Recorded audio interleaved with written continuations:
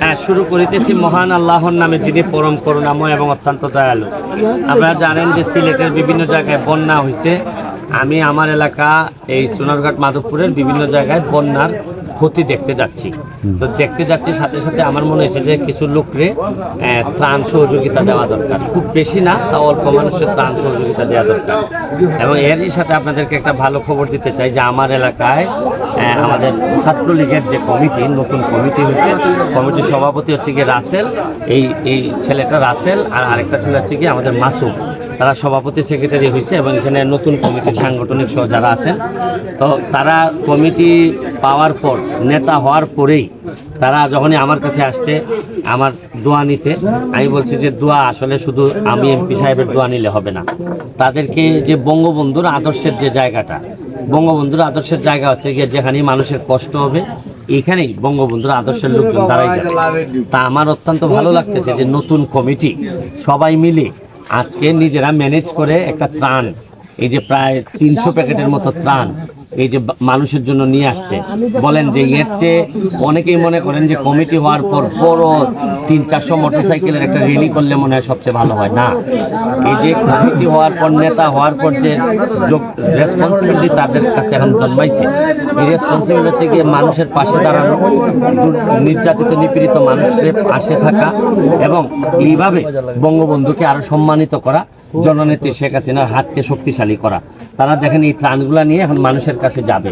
আমি এই পর্যায়ে আজকে যিনি সভাপতি হয়েছে রাসেল, আমার একজন ছোট ভাই, ছোটবেলা থেকে একসাথে বেড়ে ওঠা একই অঞ্চলের, আমি তাকে বলবো যে আচ্ছা তোমার অনুভূতিটা বলো যে এই যে মানুষের পাশে থাকার এখন ভালো লাগতেছে কিনা, নাকি? অনুভূতিটা ভাষায় প্রকাশ করা যাবে না। খুব ভালো লাগতেছে, মানুষের কল্যাণে কাজ করতে পেরে আমরা নিজেকে অনেক বড় গর্ববোধ মনে করতেছি। পাশাপাশি আপনাকেও ধন্যবাদ ভাই, আপনার দিক নির্দেশনায় আমরা উপজেলা ছাত্রলীগ এই কার্যক্রমে অংশগ্রহণ। Thank you. এখানে আমাদের একটা ইয়াং ছেলে সাংগঠনিক সম্পাদক, তুমি বলো তোমার কেমন লাগতেছে যে এই যে মানুষের জন্য দাঁড়াইতেছো, যে ছাত্রলীগ মানুষের পাশে দাঁড়াবে, এটাই তো নিয়ম। আমি ধন্যবাদ জানাই আমার ছাত্রলীগের লিডার ফজলুর রহমান রবিন ভাইকে। আমাকে এই অল্প বয়সে যে আমাকে সাংগঠনিক সম্পাদক একজন একটা বড় একটা দায়িত্ব দেওয়া হয়েছে, তারপরে বিশেষভাবে ধন্যবাদ জানাই আপনাকে। আপনি আমাদের আপনার দিক নির্দেশনায় আমরা এই যে গরিবের পাশে দাঁড়াইতে পারছি। মানে অনুভূতিটা বলো যে আসলে এই যে মানুষের পাশে দাঁড়ানো, ছাত্রলীগ হয়ে গরিব মানুষ বা অসহায় মানুষের পাশে দাঁড়াইতে আমার সবচেয়ে বেশি ভালো লাগে।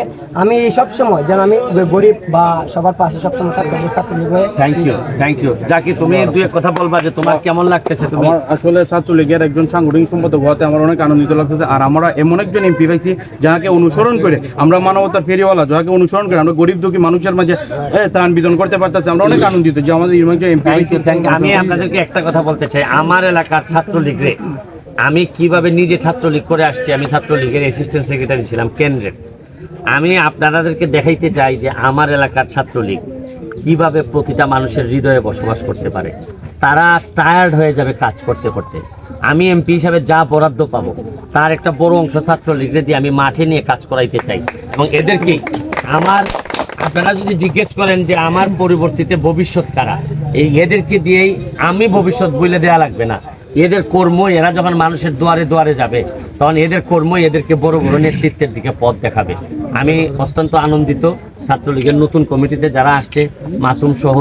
আর ধন্যবাদ জানাচ্ছি ফজলুর রহমান রবিন, জেলা ছাত্রলীগের সেক্রেটারি এবং সভাপতি তন্ময়, এবং কেন্দ্রীয় ছাত্রলীগের আমাদের সভাপতি সাদ্দাম এবং ইনান সেক্রেটারি, তাদের সবাইকে আমি আমার ব্যক্তিগত পক্ষ থেকে শুভেচ্ছা এবং আমার এলাকার মানুষের পক্ষ থেকে তাদেরকে শুভেচ্ছা জানিয়ে আজকের মতো বিদায় নিচ্ছি। ভালো থাকবেন, সুস্থ থাকবেন। Thank you.